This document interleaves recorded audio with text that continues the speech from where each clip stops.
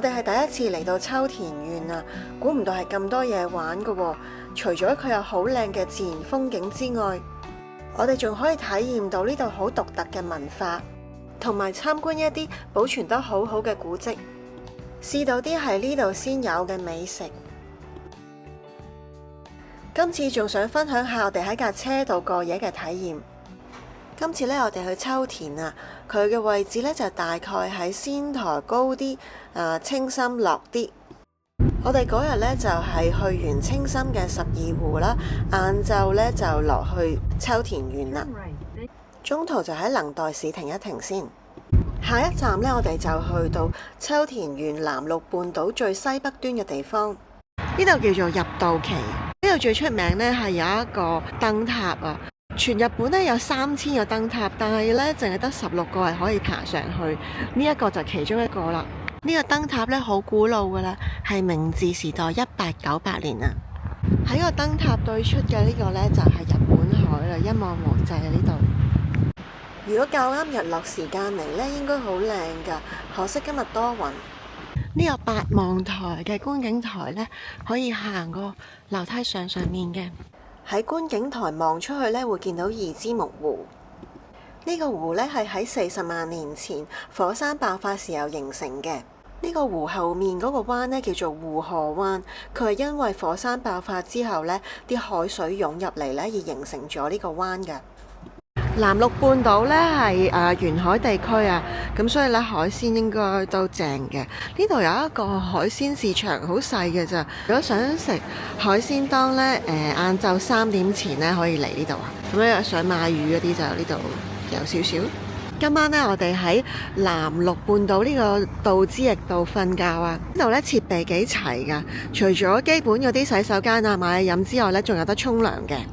佢裏邊呢度咧24小時都開噶，仲有免費 WiFi 可以用啊，咁啊可以喺度睇片啦。除咗買嘢飲之外，仲可以買熱嘢食喎，幾好喎呢個。仲有微波爐叮嘢添，炒麵啊，焗飯啦，好似章魚燒嗰啲啊都有。呢個係 Yakisoba， 跟住聽朝可以飲熱咖啡，仲有得叉電添啊！睇下洗手間沖涼個位係點嘅先 ，Coin shower。佢話係200 yen 5分鐘喎，呢度入銀仔添嘅喎，2個100 yen 入去啦。呢度教嗰個有水溫教嘅，你一入銀仔後就真係出水嘅，你成應該。喺道之驛後面行4分鐘呢，有間超級市場啊。呢度附近呢，夜晚冇乜食肆開啊，所以呢，我哋就喺超級市場買啲嘢，今晚做晚餐。因為近收鋪時間啊，所以買到好多特價嘢添。喺道之驛嗰度呢，有枱凳啦、WiFi， 仲有暖氣，都幾舒服㗎。食飽飽沖完涼之後呢，我哋就返上車瞓覺啦。呢架車後面嘅空間都夠2個人瞓嘅，咁當然要自己帶睡袋啦。同埋呢，我哋都有喺100 yen 店買啲遮光嘅窗簾啦，黐喺隻窗度啊，咁樣朝頭早呢，就唔會俾太陽撐醒啦。成個南陸半島呢，其實都係一個火山地區，所以呢，佢嗰個啲石啊嗰啲都好特別㗎。朝早呢，我哋就去南陸半島嘅水族館啊！呢度有400幾種，超過過萬隻嘅海洋生物。佢有條隧道呢，係可以360度咁樣睇魚嘅。除咗可以睇到啲好特別嘅生物之外呢，呢度有隻明星北極熊叫做豪太啊！佢嚟咗呢個水族館已經有20年㗎啦。2024年嘅時候呢，水族館仲幫佢揾咗個女朋友叫 Momo。喺北極熊隔離呢，仲有企鵝啊！每日呢，有2次餵食時間，好熱鬧㗎。行出室外呢，仲見到海豹啊，肥嘟嘟好可愛。離開咗水族館之後，大概揸10零20分鐘車呢，就會嚟到呢個海蝕洞㗎啦。如果有陽光嘅時候呢，啲光線由個海嗰邊穿過個窿射過嚟呢，會好靚㗎。不過呢一日落雨呢，我哋就冇行過去啦，因為好跣，好危險啊。呢度呢，有嚿哥斯拉石啊，佢個樣幾似，日落影嘅時候就好靚嘅。有時覺得睇呢啲石頭呢，都要加少少想像力。跟住呢，我哋就嚟到南陸半島最靚嘅海岸，好似洗衫板咁嘅灘啊，沿住海邊呢，都有好多石㗎，好似去到好遠好遠呢，都仲係好淺水呢，見到啲石㗎。喺公路側跟呢，都有2隻山魔鬼啊，提醒大家要勤力，唔好懶惰。去秋田市嘅途中呢，就喺路邊經過呢間叫做魚當啊，佢呢專食海鮮飯喎。我見網友話呢，佢 CP 值高啊，咁啊喺度食 lunch 啦，我哋全國最大級嘅選擇。雖然呢唔係話好頂級嘅食材啊，但係2碗飯加埋都係3000幾yen啫喎，我覺得好抵食。喺秋田港呢度呢，有個道之驛好特別嘅喎，佢除咗賣 souvenir 之外呢，佢仲有呢個 observation deck。上到展望台最高嗰層呢，睇晒成個秋田啊！呢邊秋田港。嚟到秋田市呢，我哋就嚟參觀下佢嘅民族藝術啊！呢度都有好多歷史博物館啊！呢度最好玩呢，就係可以自己體驗呢，好似嗰啲人咁樣，用隻手或者個膊頭或者頭咧平衡住咁樣拎住呢支嘢周圍行。我喺秋田站呢，見到本地人練習撐呢個燈桿啊，一係用個頭啦，或者用個手掌啦，一啲都唔易啊！玩完嗰個燈桿之後呢，仲可以過嚟玩下打鼓。喺頭先嗰個文藝館隔離呢，就有個金子家，佢係以前江戶時代商人嘅屋企。咁我曾經俾一個德國嘅建築師呢讚過，呢個係日本嘅美學啊！呢棟紅磚屋呢，以前係秋田銀行嘅總部。呢度呢係國家指定嘅文化財產啊，可以睇到舊嘅銀行嗰個結構。咁依家咧，佢就改建成為博物館，裏邊咧就有啲秋田鄉土嘅藝術品。市區咧仲有個秋田縣立美術館啊！喺佢嘅2樓咧有間 coffee shop 好靚嘅，佢咧係望住對面嘅千秋公園啊。不過聽聞咧佢最近臨時關閉啊，因為有熊出沒。呢個咧就係秋田嘅 JR 站啊！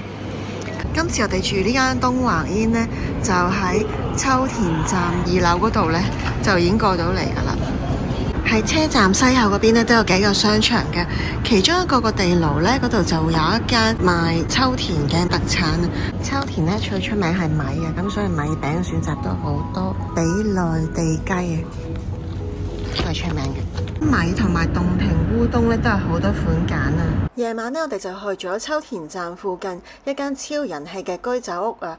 佢係專食鄉土料理，仲有爐端燒同埋好多款地道嘅清酒。個燒魚咧有好多選擇嘅，店員就推介呢個。不過我哋揀嗰款魚咧賣晒啊，所以店員咧又攞盤魚過嚟咧，再俾我哋揀。不過呢款魚咧原來要燒好耐㗎，好似都等咗成個鐘先有得食。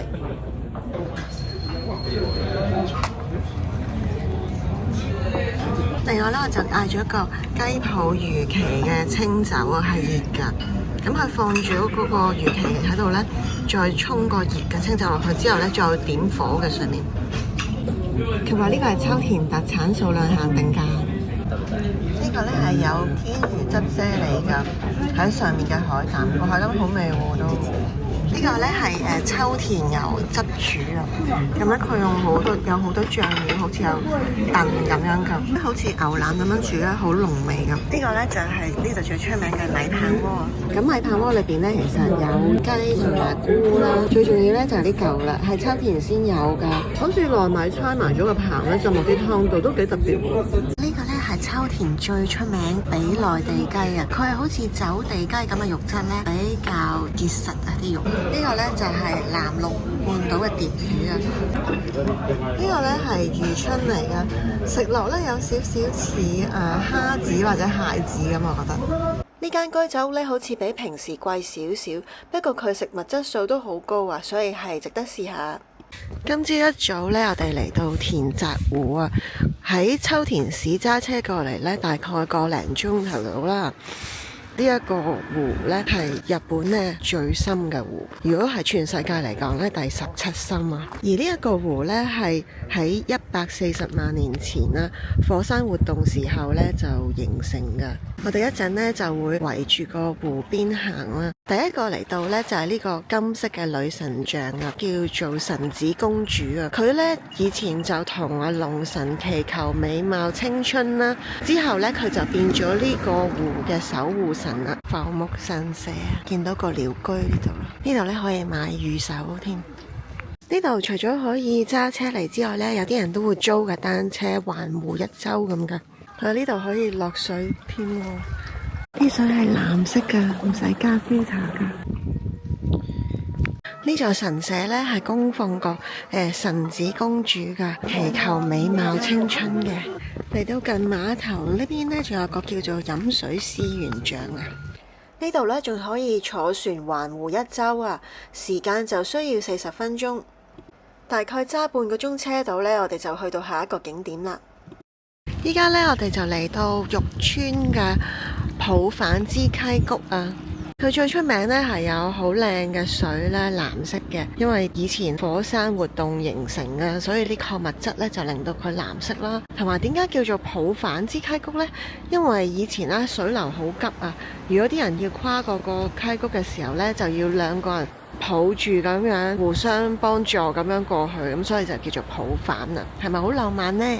呢度呢有啲步道可以行嘅，去個普反神社嗰度啦，同埋有條吊橋嘅，1.5公里，大概30分鐘左右啦。喺步道嘅入口呢，就會經過個神社，呢個叫做普反神社。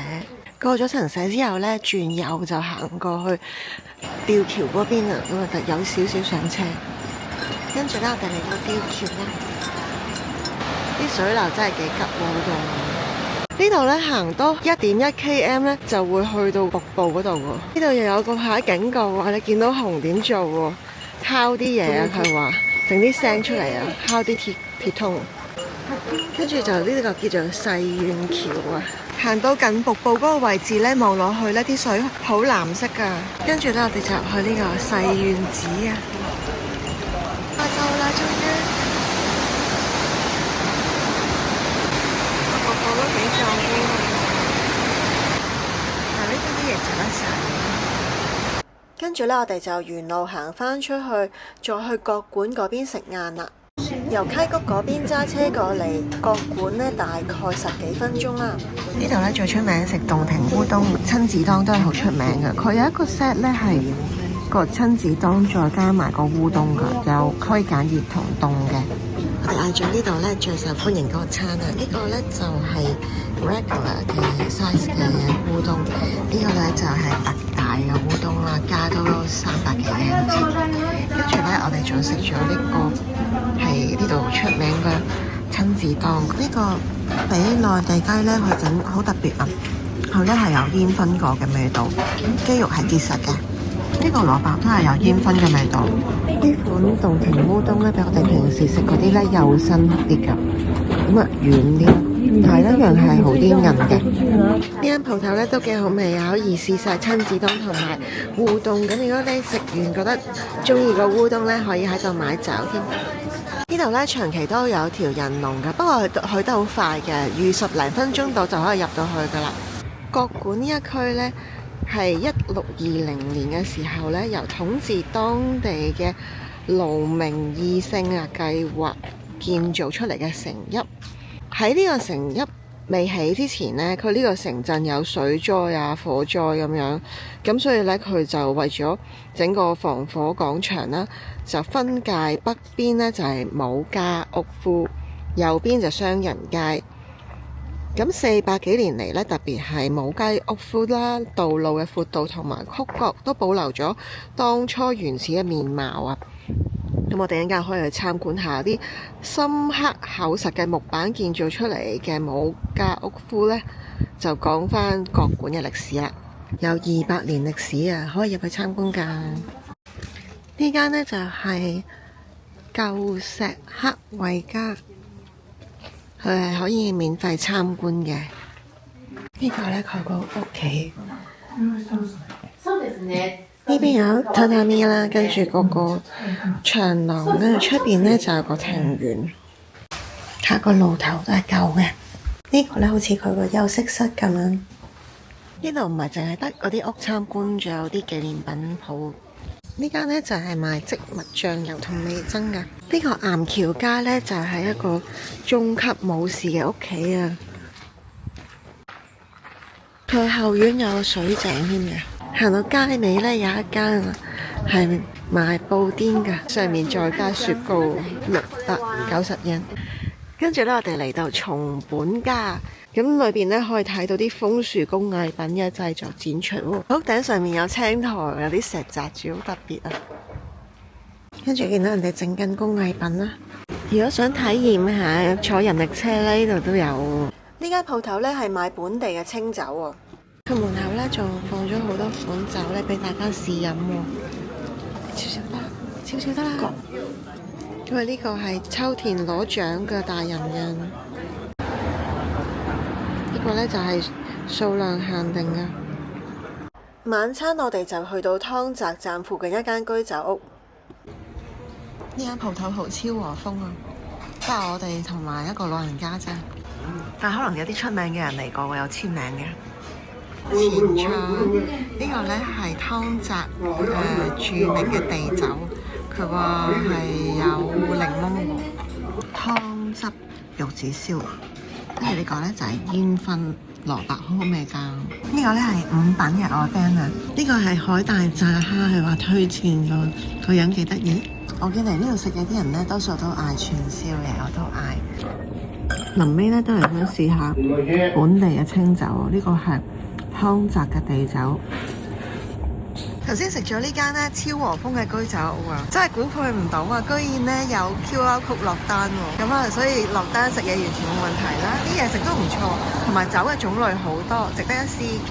呢一晚呢，我哋就喺另一個道之驛度過夜啊。不過呢度嘅設施呢，就冇南陸嗰邊咁齊全，因為呢排呢好多紅人啊，所以呢連自動門呢都會變做手動啊，唔可以俾啲紅人入去。呢度都有 shower 嘅，3分鐘100日。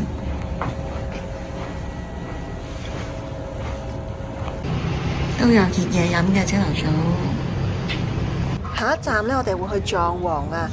如果大家中意今次嘅介紹，記得點讚、訂閱、分享同留言。有興趣都可以 follow 我 IG， 我間唔中都會上載返一啲 stories 同埋 reels 㗎。我哋下次再見，拜拜。